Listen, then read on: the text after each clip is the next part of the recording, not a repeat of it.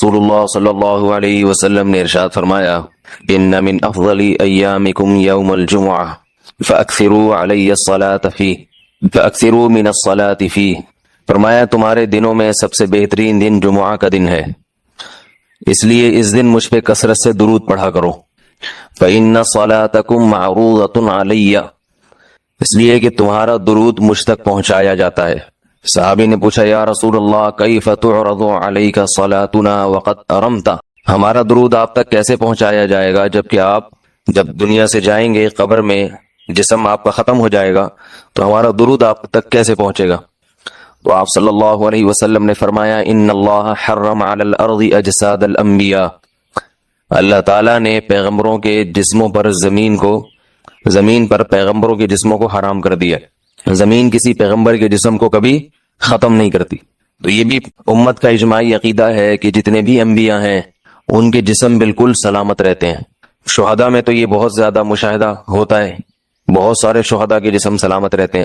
تو ایک اور حدیث میں آپ صلی اللہ علیہ وسلم نے فرمایا من صلی علی صلاۃ صلی اللہ بہا عشرہ، جس نے مجھ پر ایک دفعہ درود بھیجا، درود کہتے ہیں نبی صلی اللہ علیہ وسلم کے لیے اللہ تعالیٰ سے خصوصی رحمت کی دعا کرنا، ایک ہوتا ہے عام دعا کسی کے لیے بھی رحمت، صلات کہتے ہیں خصوصی رحمت جو اللہ اپنے خاص بندوں پہ کرتا ہے۔ اس لیے صلات کا جو لفظ ہے نا، یہ درود اور صلات یہ پیغمبر کے علاوہ کسی کے لیے جائز نہیں ہے، کیونکہ یہ صلات خاص کس کے خاصہ ہے؟ یہ پیغمبروں کا۔ اس لیے ہم اللہم صلی علی محمد تو کہہ سکتے ہیں، لیکن یوں نہیں کہہ سکتے اللہم صلی علی فلان۔ تو وہ صلی جو ہے نا، صلات یہ خاص قسم کی رحمتیں ہوتی ہیں جو اللہ پیغمبروں پر بھیجتے ہیں۔ تبھی قرآن میں آتا ہے ام حسبت ان اصحاب الکہف والرقیم، قرآن نے یہ کچھ تمہید بیان کی کہ یہ دنیا آزمائش کے لیے اور سب کچھ ختم ہو جائے گا جو قرآن کا اصل مقصود ہے۔ اب قرآن ایک واقعے کی طرف آتا ہے۔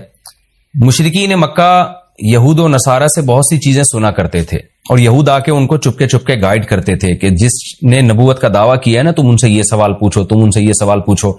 پھر یہود دیکھتے تھے کہ ہماری تورات کے مطابق جواب ملتا ہے کہ نہیں ملتا، تو ان کا یعنی خیال یہ تھا کہ محمد صلی اللہ علیہ وسلم جواب نہیں دے پائیں گے تو ہم بتائیں گے دیکھو ہماری تورات میں تو یہ لکھا ہے، اگر یہ اللہ کے نبی ہیں تو یہ تو ہر آسمانی کتاب یہ واقعہ بیان کرتی ہے، تو قرآن کیوں بیان نہیں کر رہا؟ تو یہودیوں نے آ کے مشرکین مکہ سے کہا، مشرکین مکہ نے نبی صلی اللہ علیہ وسلم سے سوال پوچھا۔ ان میں 3 سوال تھے، ایک روح سے متعلق جس کا سورہ بنی اسرائیل میں جواب دے دیا گیا، ایک حضرت ذوالقرنین سے متعلق کہ وہ کون سا بادشاہ تھا جس نے پوری دنیا پہ حکومت کی ہے، ان کا تذکرہ اللہ نے قرآن میں بیان کیا، اور ایک اصحاب کہف کے بارے میں۔ تو اب قرآن ان کے واقعے کو بیان کر رہا ہے۔ ام حسبت ان اصحاب الکہف والرقیم کانوا من آیاتنا عجبا، اے نبی آپ یہ سمجھتے ہیں کہ اصحاب کہف اور جبل والے پہاڑ والے لوگ، غار اور پہاڑ والے لوگ کیا ہماری نشانیوں میں سے بڑی عجیب نشانی تھے؟ کیا آپ یہ سمجھتے ہیں؟ یعنی یا تو اس کا جواب یہ کہ واقعی یہ نشانی تھے، یا یہ کہ یہ اتنی بڑی نشانی نہیں تھے جتنی بڑی اس کائنات کو بنا دینا بڑی نشانی ہے۔ اذ اول فتیتو، اللہ نے اس واقعے کو بیان کیا، اس وقت کو یاد کرو جب چند نوجوانوں نے ٹھکانہ پکڑا الی الکہف، ایک بڑے غار کی طرف، فقالو، پھر کہنے لگے۔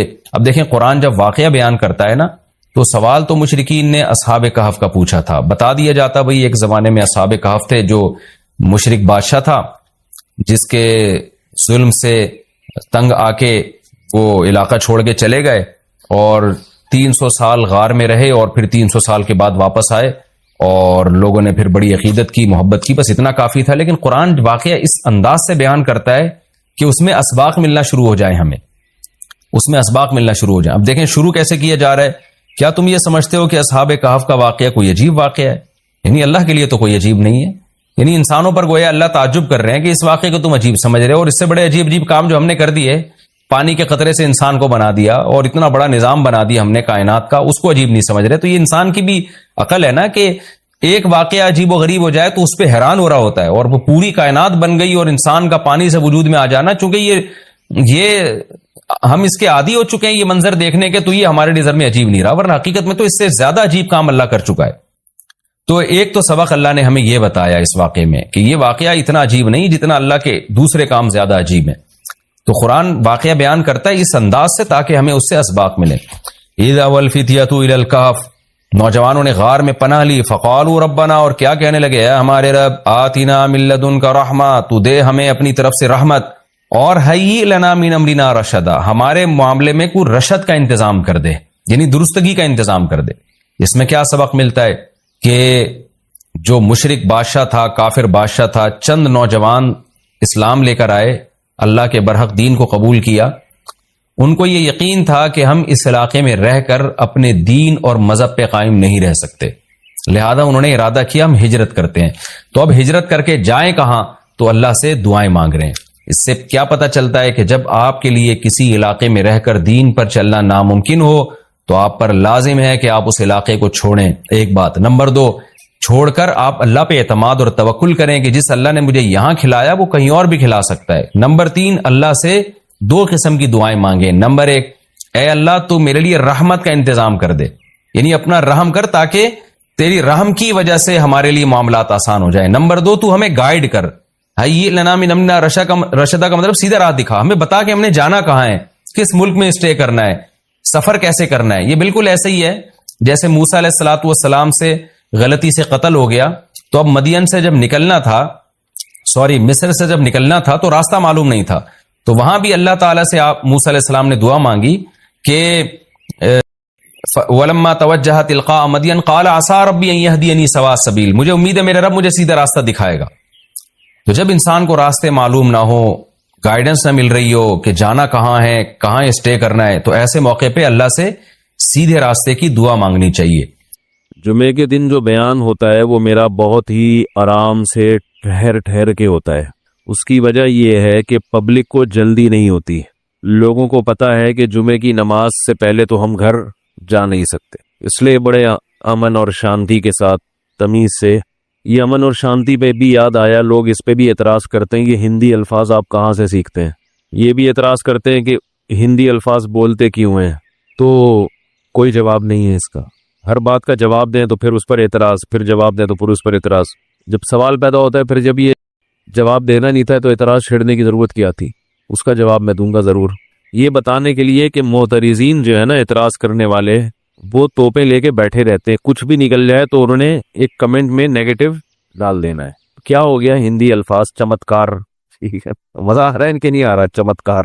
تو انگلش کے استعمال پر لوگوں کو اعتراض نہیں ہوتا، ہندی تو پھر بھی اردو سے ملتی جلتی ہے، ہم لوگ ہندوستان میں اکٹھے رہے ہندو مسلم، تو اس ہندی کے استعمال پہ اعتراض ہو رہا ہے، انگلش اردو میں داخل ہوتی چلی جا رہی ہے، اس پہ اعتراض نہیں ہو رہا۔ تو ایسا کریں گے تو کوئی بھی نہیں آئے گا بھائی، اتنی سختی کی ضرورت نہیں ہے۔ تو میں نے جو قرآن مجید کی آیات پڑھی ہیں، اے ایمان والو اسلام میں مکمل داخل ہو جاؤ، مسئلہ سارا یہی ہے۔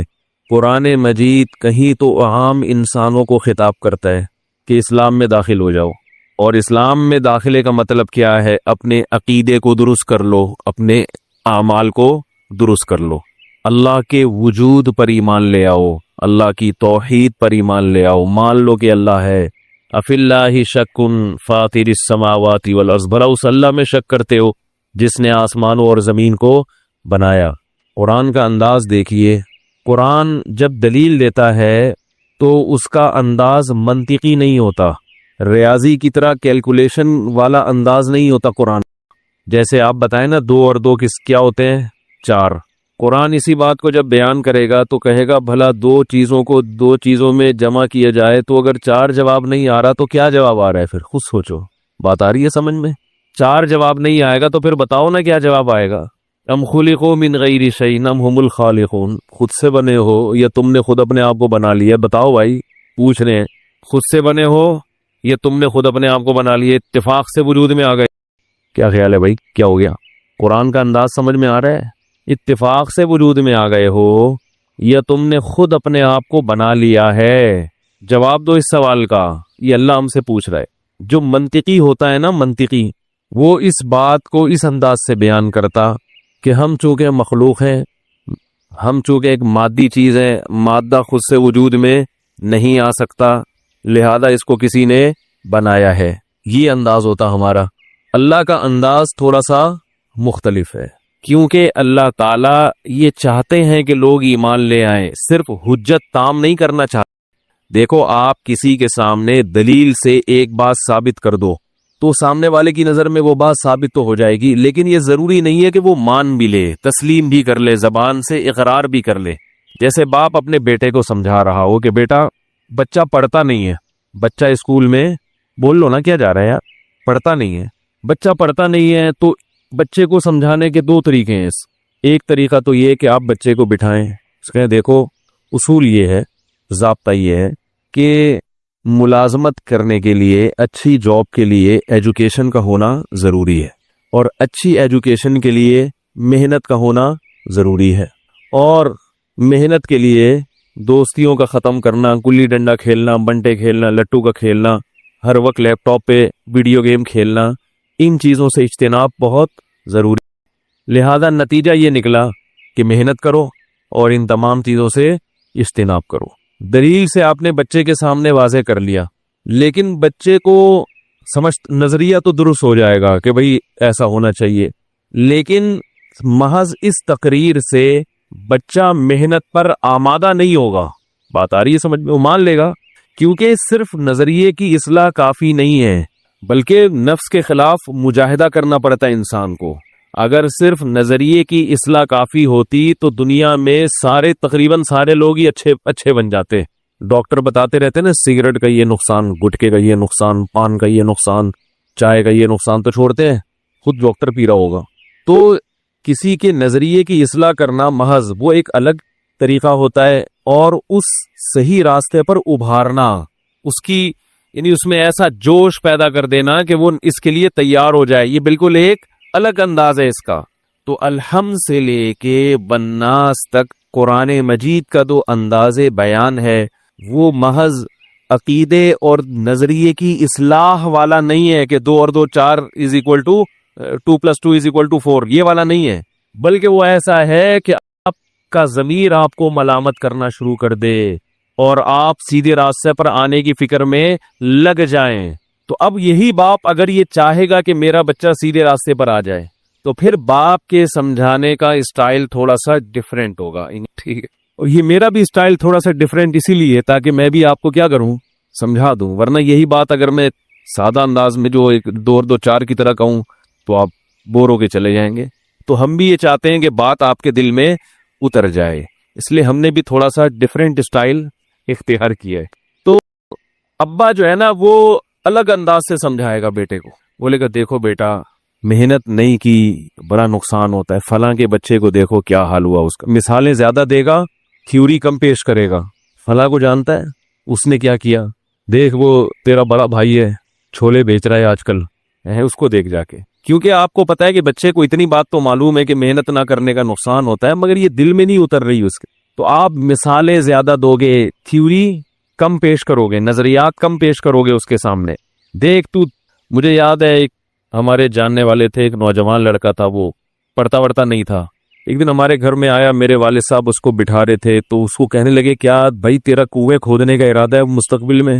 ہے بھائی، گڑھے کھودے گا، کدال چلائے گا، اگر یہ ارادہ ہے تو ٹھیک ہے، تو کیوں نہیں بہتر ہے کہ تھوڑا سا پڑھ لے، محنت کم ہو اور ارننگ زیادہ ہو۔ جو بڑے، اس کا یہ مطلب نہیں ہے کہ بھائی جو بیچارہ کنویں کھود رہا ہے وہ ناکام ہے، میں صرف ایک مثال سے سمجھانے کی، بہت سے کنویں کھودنے والے جنت میں ہوں گے، بہت سے پڑھے لکھے جہنم میں ہوں گے، لیکن آپ سمجھانے کے لیے، دنیاوی کامیابی کے لیے آپ اس کو مثالیں دیں گے، مختلف طریقوں سے دھمکیاں بھی دیں گے، آپ اس کو لیں گے بیٹا دیکھ آج تو نے اسکول سے چھٹی کر لی، میں نے برداشت کر لیا، کل اگر چھٹی کی نا تو یہ دیکھ رہا ہے، ایسے کہتے ہیں نا، یہ دیکھ رہا ہے، یہ 5 انگلیاں تیرے منہ پہ چھاپ دوں گا میں، صحیح ہے نا؟ یہ اسٹائل ہوتا ہے دھمکیوں کا۔ تو دھمکیاں بھی دے گا، لالچ بھی دے گا کہ بھئی اگر تمہارے امتحان میں نمبر اچھے آ گئے تو چلیں گے مری گھومنے پھرنے کے لیے، نتھیا گلی میں بندر دیکھ کے آئیں گے، کیونکہ ہم ابھی نتھیا گلی میں بندر ہی دیکھ کے آئے ہیں۔ ایسے موقع پہ نتھیا گلی گئے ہیں کہ نہ گرمیوں کا سیزن تھا، نہ برف پڑی ہوئی تھی، بچوں نے کہا برف دکھا دیں، تو وہ گئے، برف بھی نہیں تھی، تو پھر بندر ہی تھے، ہم نے وہی دیکھے، ہم واپس آ گئے، اور افسوس ہوا کہ جیسے اسلام آباد پہنچے مری میں برف پڑ گئی، ہم نے کہا یار اب تو نہ برف دیکھی نہ گرمیوں کی۔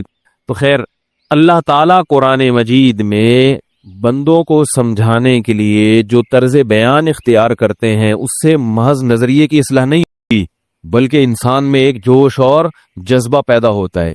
تبھی تو قرآن بیان کرتا ہے وَإِذَا سَمِعُوا مَا أُنزِلَ إِلَى الرَّسُولِ تَرَىٰ أَعْيُنَهُمْ تَفِيضُ مِنَ الدَّمْعِ۔ فرمائیے غیر مسلم جب دل کی گہرائیوں سے قرآن سنتے ہیں، دل کی مخالفت کی نیت سے نہیں، ضد اور ہٹ دھرمی کی نیت سے نہیں، بلکہ نیوٹرل ہو کے کہ ہمیں سیدھا راستہ مل جائے، فرمایا جب یہ اس نیت سے قرآن کی آیات سنتے ہیں تَرَىٰ أَعْيُنَهُمْ تَفِيضُ مِنَ الدَّمْعِ، تم دیکھو گے کہ ان کی آنکھیں آنسوؤں سے بہتی چلی جا رہی ہیں، بہتی چلی جا رہی ہیں، ان کے دل پہ اس قدر اثر ہوتا ہے۔ غیر مسلم کی بات کر رہا ہے قرآن، حالانکہ آپ 2 اور 2 4 کی طرح اگر کسی چیز کو دلیل سے ثابت کر دو تو محض وہ مان لے گا ہاں بھائی آپ سچ کہہ رہے ہو، میں غلط تھا، روئے گا تو نہیں۔ دیکھو جب مناظرے ہوتے ہیں، مناظرے دیکھے ہوں گے نا آپ نے، 2 فریق بیٹھتے ہیں، ادھر غیر مسلم اور مسلم بیٹھا، ادھر دیوبندی بریلوی بیٹھے، ادھر دیوبندی اہل حدیث بیٹھے، ادھر فلانا وہ 3 طلاق کو ایک کہتا ہے، وہ 3 کہتا ہے، وہ یوں کہتا ہے، وہی بیٹھے مناظرہ ہوا، تو مناظرے میں ایک فریق جیتتا ہے، دوسرا ہار جاتا ہے، کیا خیال ہے؟ لیکن